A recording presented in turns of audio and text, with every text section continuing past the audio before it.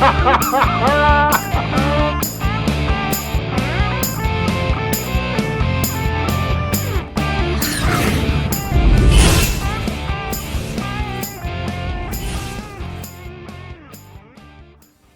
whoever you are, wherever you are, whatever you're doing, and whoever you're lucky enough to be doing it too, it is Bushka on Blitz here, and I am back for another dose of the love. Today we are out and about in the sunny skies of Sydney. The weather is beautiful under the sunny skies of Sydney. The weather is beautiful, and I am doing a tank video in the car park at the School Athletics Carnival because, well, I'm a busy man.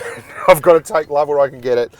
Basically, this is the T44. I'm with Hoodie, the GU guy in the IS3 Defender there is Anthony, one of my subs, and he is just asking whether we're live. We are not streaming, we are recording.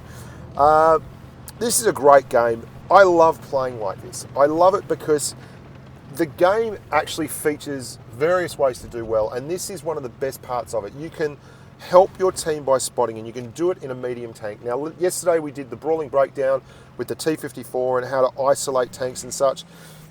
I've done this before in a positions of power video, but it's all keyed in towards map awareness. Now, I am watching the map. There are 4 tanks in front of me. I have spotted 4 tanks. I know they don't have a medium, and there's 2 TDs. I'm thinking they're probably not going to flank.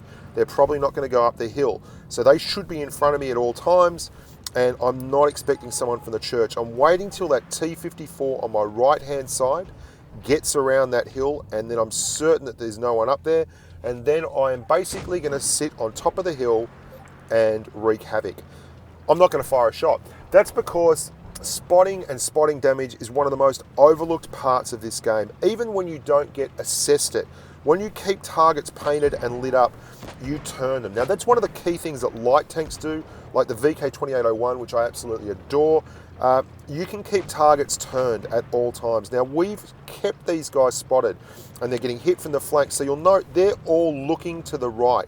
They have to look to the right. They have to put their armor towards the threat, and if they don't, they're going to get penned from the side. That 54 has moved all the way around really aggressively, and I want to keep them, and Anthony says keep them spotted, and I'm like, duh, I'm not doing this by accident. I can't help it. I'm being a cheeky bastard. Now, the 44 is excellent, not because of its DPM, but because of its low profile, its mobility, and its camo, and you can see it here. They don't have a shot at me. They're absolutely just done and dusted with me. This Yag Tiger, this Tortoise, they've been stuck in a corner. They've been unable to fire shots at anyone. They've just been taking heat the whole time, and this Yag's had enough. I've called him as a target. I'm going to track him as he comes over the top and watch him get filled up. Absolutely wrecked. And frustration will do that. The Tortoise, he's doing the same thing. He is trying to push forward and get shots on because he's feeling like if he doesn't get something done now, it's not going to happen. I am so well protected here. He cannot get a shot at me. And this is what isolating targets is all about. Do you see? He just got hammered. I mean, it's all over now, bar the shouting. We're in such a strong position. I do make a big error here. I should have gone back. There's an E75 on the right that we put a shot into. He's pushed up on Hoodie, and I should be helping Hoodie here. Hoodie asks for help, and I basically think by the time I get there, Hoodie's going to be dead anyway. I can't stop that 75, so I'm going to go shot for shot with this Tiger 2. There's a 54 here. We can take this guy out, and the 54 is on very low hit points. Yeah, I feel bad about it, Hoodster. I know you've got a case.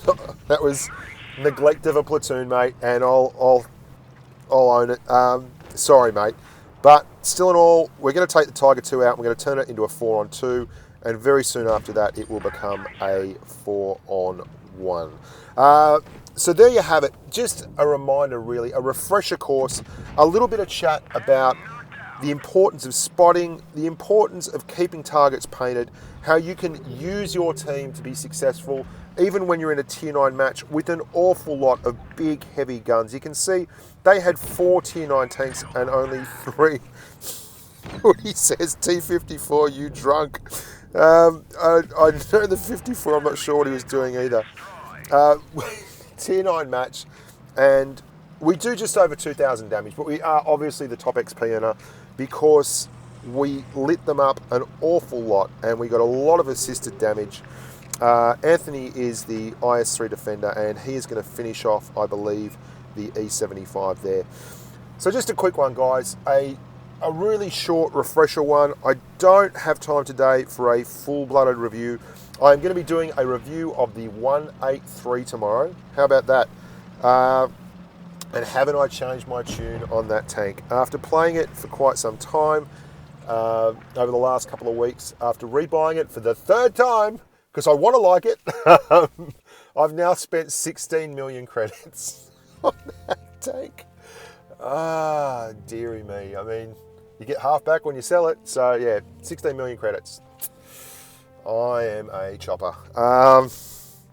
And that's fantastic because, look, I don't want it ever to be said that I'm inflexible and I won't change my mind and I'm not willing to be open to new ideas, because I played the 183 and I like it now. I think it is a hilarious tank and it's a lot of fun. It's a lot like playing the SU-152 or the KV-2 because they've fixed the gun handling now to the point where it's reliable enough that it works. And I've been running it at 60% or just over 60% for the past couple of weeks, which is awfully fun at Tier X. And I'm going to talk about some changes to the tactics that I've used in that tank and why it's working for me now and how you can make it work for you as well.